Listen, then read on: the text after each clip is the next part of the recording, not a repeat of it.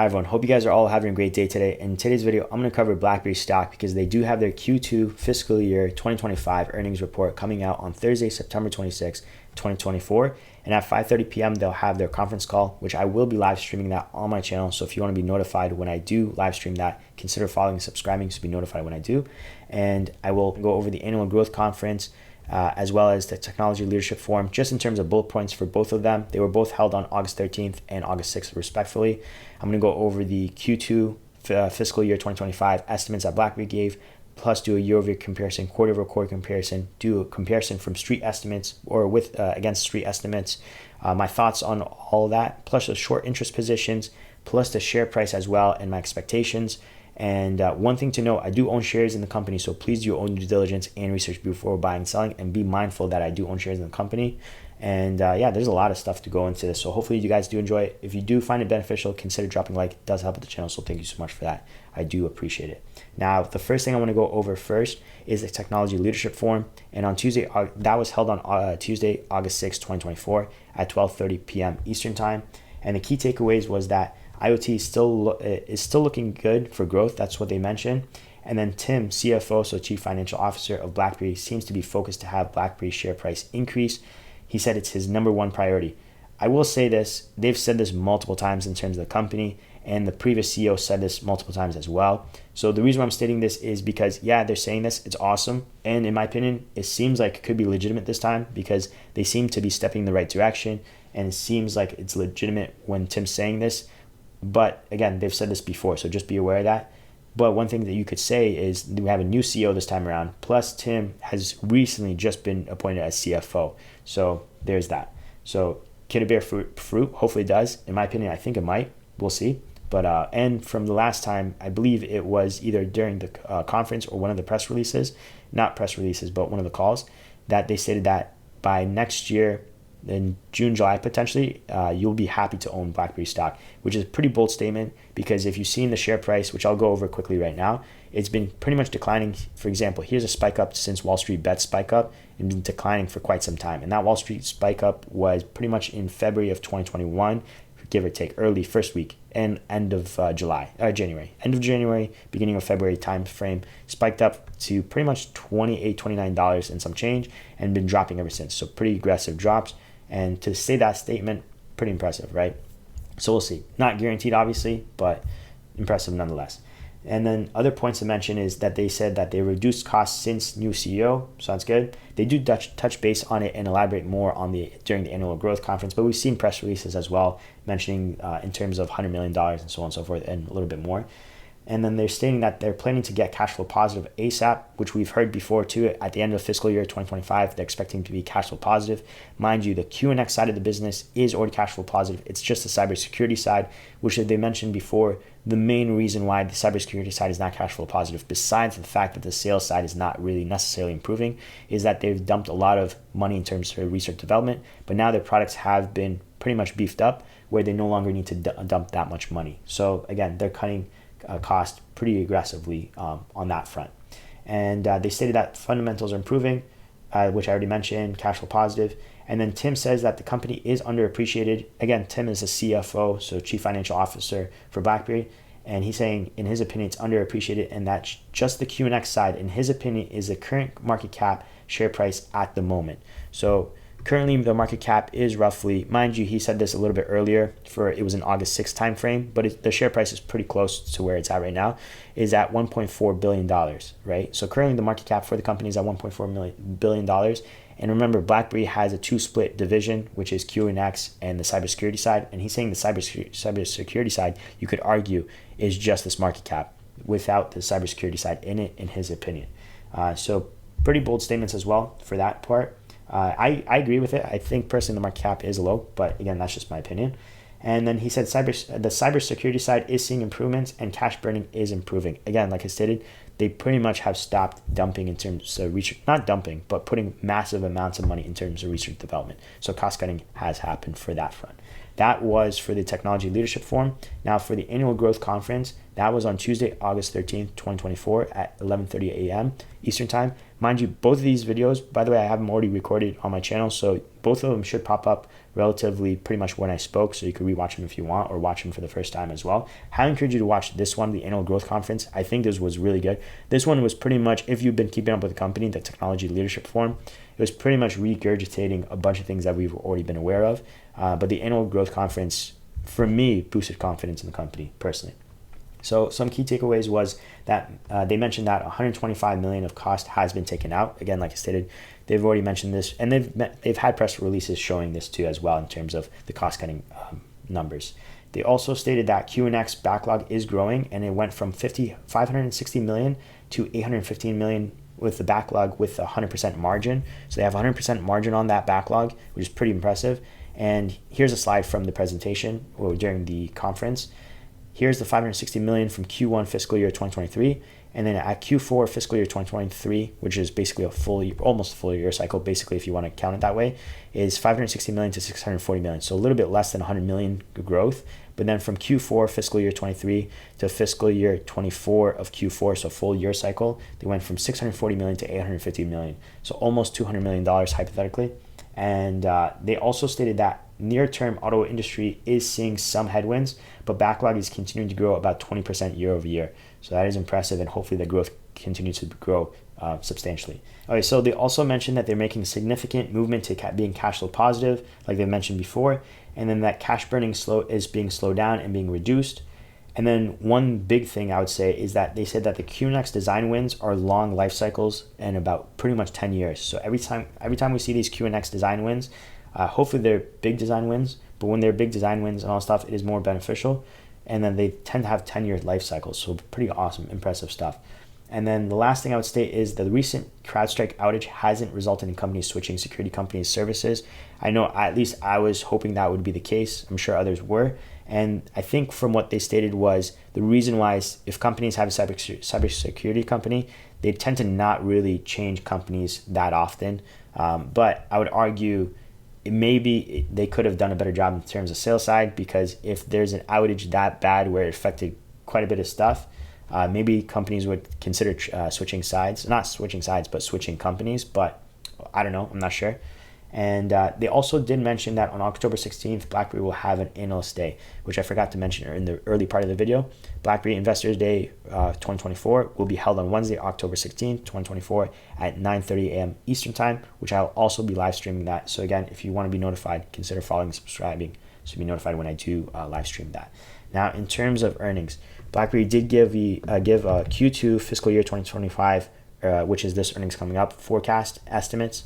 And they're expecting that total BlackBerry revenue will be coming in at 136 million to 144 million, IoT revenue coming in at 50 million to 54 million, cybersecurity revenue coming in at 82 million to 86 million, and licensing and other revenue approximately about 4 million, and adjusted EBITDA about 5 to 15 million, and non-GAAP basic earnings per share about 2 cents to 4 cents.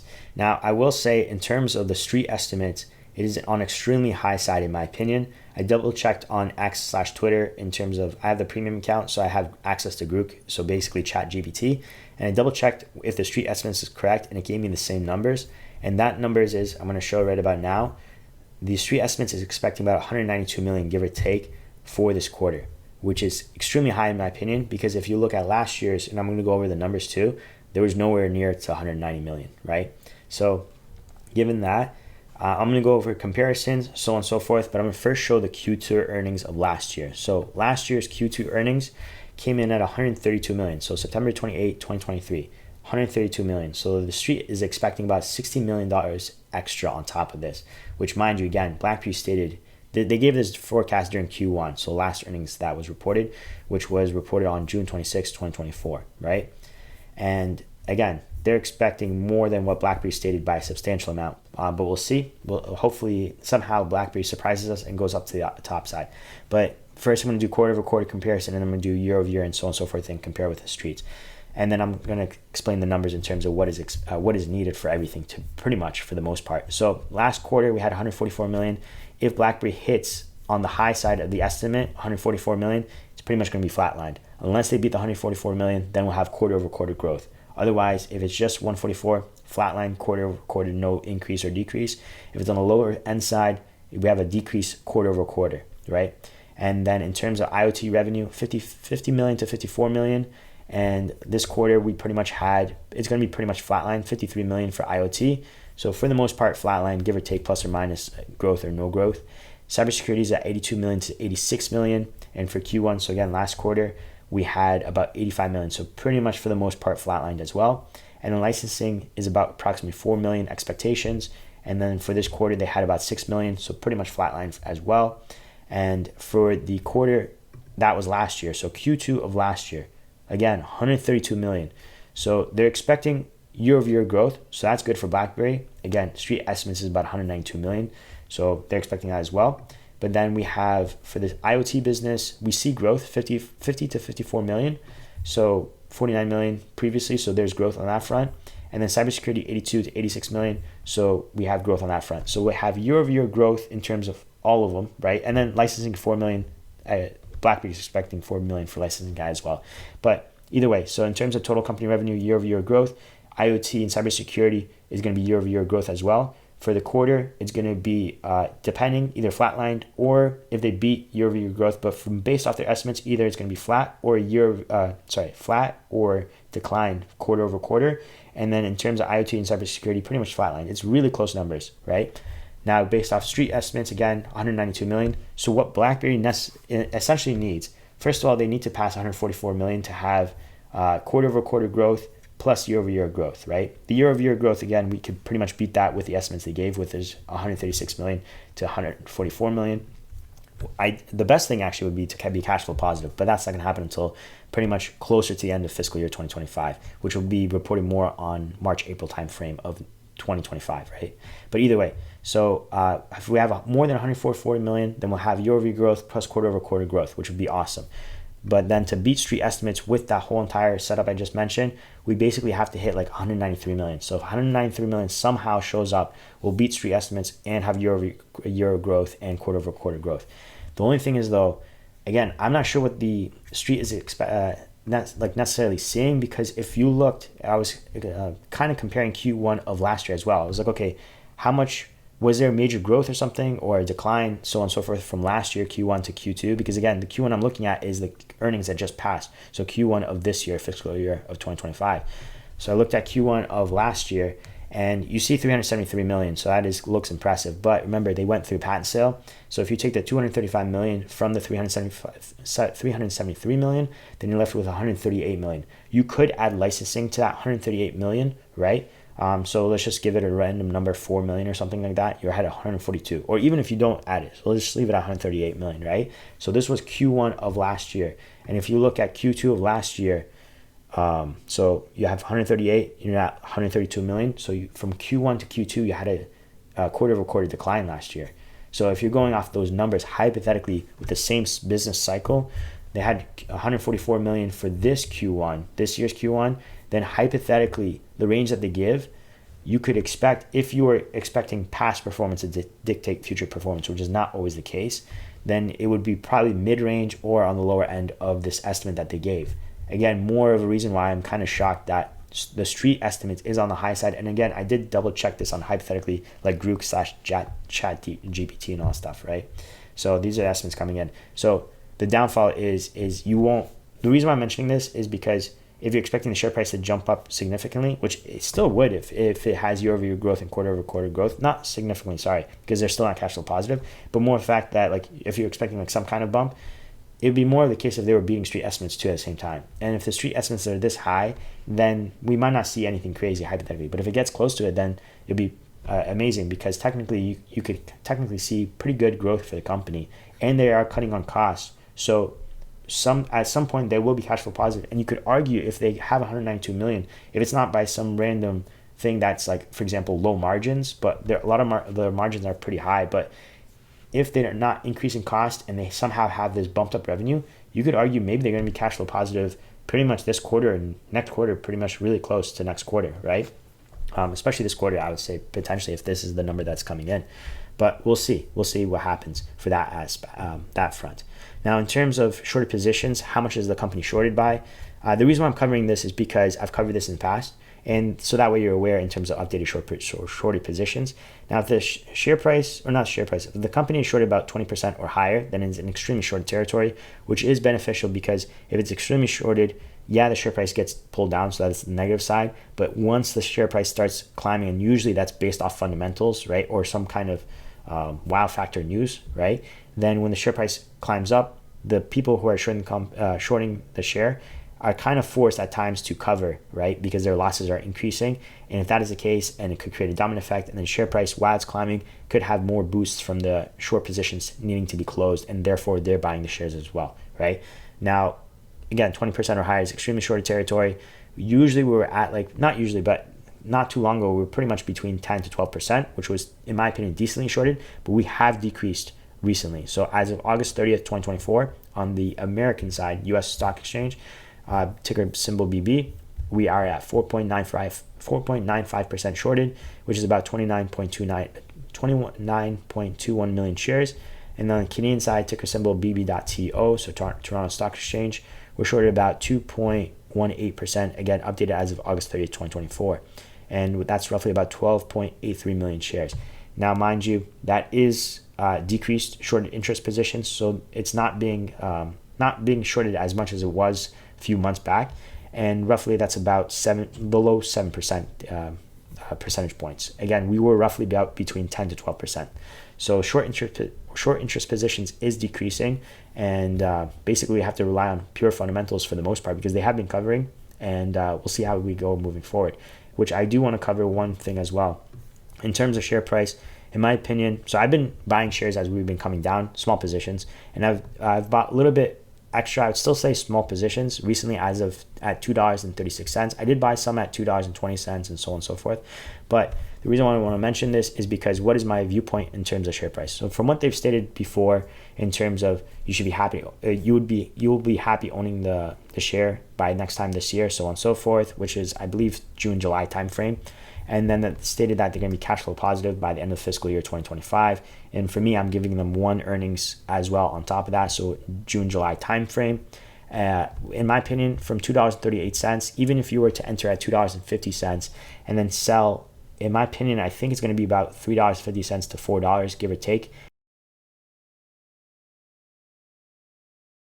If what they're saying is going to actually bear fruit, so they're going to be cash flow positive, we'll be happy owning the share price, because that is a bold statement from going from past performance. So ever since 2021 all the way till now, to say that you'll be happy owning the share, even if you entered as of late, that's pretty bold statement, because you're assuming the share price is going to increase. So they stated that. So I'm expecting $3.50 to $4 is pretty fair value. And if you entered now, again, I do own shares in companies, so please do own due diligence and research before buying and selling, and be aware that I own shares in company while I watch this video. But entering around $2 and max $2.50, I would say, you could expect pretty much almost 50% return in 1 year time frame. If you're expecting selling closer to the $4 price point, then it's more than 50%. And then if you get to $3.50, it's on the lower side. So I think it was about 45% or something like that. But pretty decent returns for less than 1 year if you're holding from anywhere than less than $2.50 all the way selling to $3.50 to $4 by June, July timeframe of 2025. But that's just my opinion. And can it go lower? It can, obviously, again, with the downward trend resistance line right about here. We've seen, past performance doesn't dictate future performance, but we see that, for example, that downward trend resistance line definitely was prevalent during 2018, maybe 2018, January of 2018, all the way to April of 2019. Downward trend resistance line held true. Plus, when we spiked through, this spike through was the Amazon and BlackBerry partnership announcement for BlackBerry Ivy. Spiked through, broke through, and then came back down and bounced off the downward trend resistance line. And then this was when it was Wall Street Bets stepped in as well. So now we spiked up higher, but that just basically mentioning that it was Wall Street Bets during that time. And then when we came down, we did bounce off it as support again as well. And this was as of May, give or take, of 2022. So this line definitely holds true. The downfall is, what I want to cover is, we are underneath that line. Can we go lower? Obviously, we always can. If something bad happens, we can go lower. And being underneath this downward trend resistance line, in my opinion, is a little bit worrisome. But I'm not too worried, again, because I did, for example, like I mentioned, I did enter recently as well, more positions. Again, small positions though, is because for the fact that the fundamentals seem like they are improving. And from what they stated in terms of you'll be happy to own the share by next year timeframe, and then that they're going to be cash flow positive and so on and so forth. And the backlog is growing. So I'm expecting a decent bump up, at least by the time June, July comes through. In my opinion, my thought process for this was, for a holding about 9 months, a year time frame, to get about 40 to 50, maybe close to 60% if you hold the $4 or something like that, is pretty good returns for 9 months to a year. Again, I do own shares in the company, and this is just my opinion, so please do own due diligence and research before buying and selling. But I believe that's basically it for today's video. If you do want to be notified when I do upload my next video, consider subscribing and following so you can be notified when I do. And if you have any questions, please drop them down below so I can answer them as soon as possible. Or I'll try to answer them as soon as possible, but please drop them down below. And that's basically it. Thanks again for watching. Take care. God bless and peace.